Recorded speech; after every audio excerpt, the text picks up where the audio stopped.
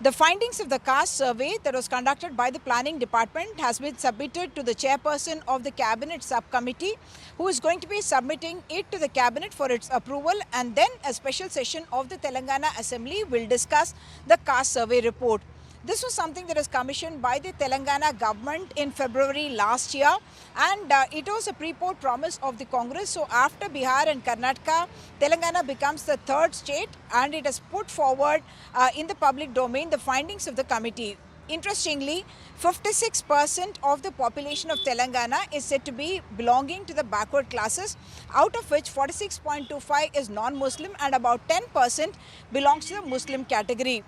Interestingly, again, SC constitute about 17% and ST constitute about 10% of the population. Telangana is quite unique because about 84% of the population will require reservation according to its backwardness or because of socio-economic status or employment or education and other categories. The other caste, which is OC in the non-Muslim category, is about 13% and in the Muslim category is about 2.5%. So what you would essentially get is about 16% is in that category, general category, which may not require reservation, and the rest of the 84% would.